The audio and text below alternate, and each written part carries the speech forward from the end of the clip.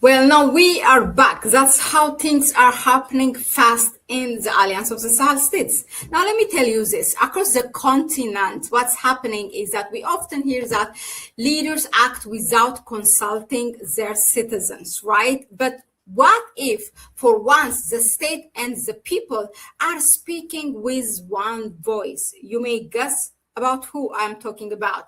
Burkina Faso may be showing Africa something many thought was perhaps impossible. A government whose foreign policy is reinforced, not weakened, by public support. Now, we are going to examine how Burkinabè citizens, ordinary Burkinabè citizens, reacted after Captain Ibrahim Traore's administration gave a 72-hour ultimatum for European diplomats, who happens to be a French and Czech diplomat. So more importantly here, we will ask what this tells us is about sovereignty, public confidence, and the changing relationship between African citizens and their leaders. So welcome back to Connect Africa.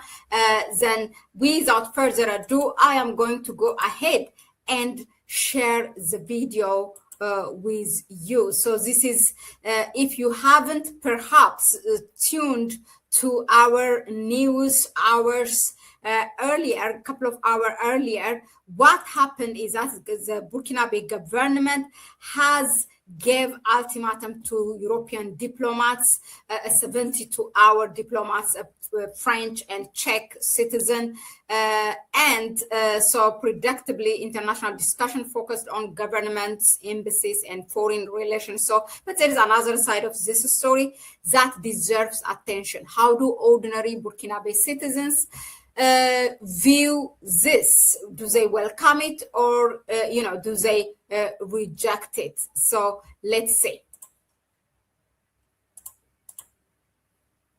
Departure of the 2-year. Yeah, I think that is well pointed out, because what stands out here is not just simply support for the government's action, because the one who are interviewed, they speak about dignity, sovereignty, and mutual respect. So whether you agree or not, this interview suggests that many citizens of Burkina Faso see the decision as defending national independence, rather than, as some critics are saying, this is provoking confrontation. Let's continue to hear them.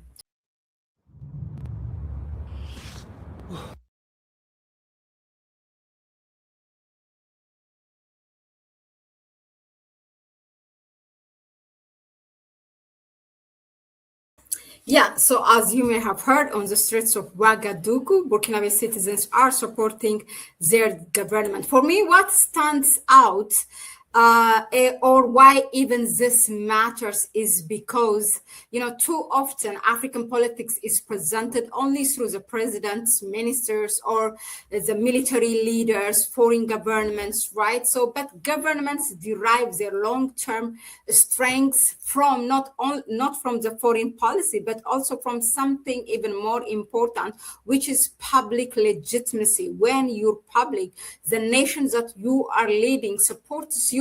That is where the heads of the government's strengths lies. That's where the foundation of power is. When citizens openly defend their government, the government's decision, that sends a different message to the world.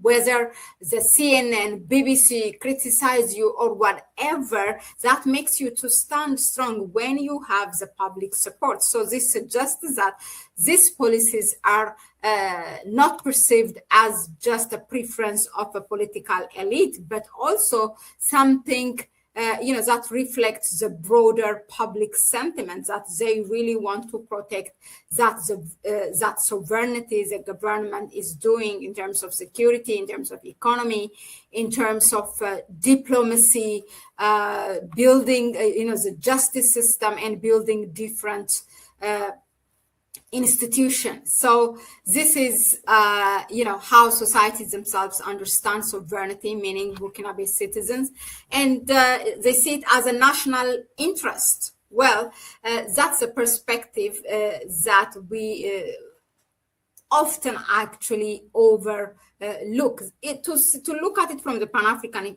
perspective, for Africa, perhaps the biggest lesson out of this is strong institutions become even stronger when citizens believe they are being represented.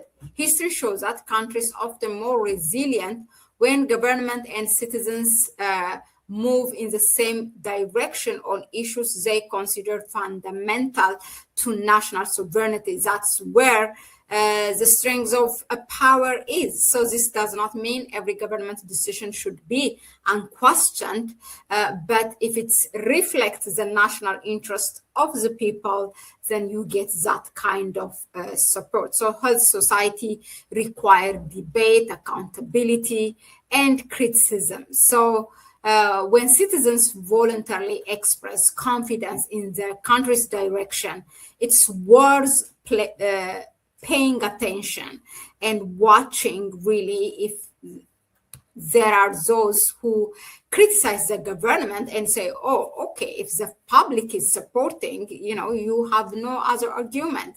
So the conversation should not only to be about what leaders decide, but also how it's perceived by the people they are leading. Let me leave you with this question.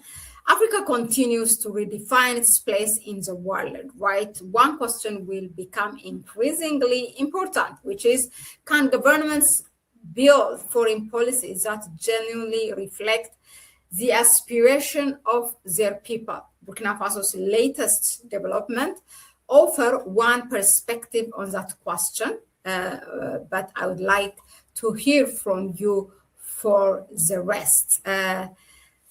Should also diplomacy remain separate from public opinion? Share your thoughts in the comment section. If you enjoy, again, this kind of research-based Pan-African analysis that goes beyond the headlines, please subscribe to the channel, give it a like, and share the video with others who care about Africa's future. For me, until next time, it's a bye.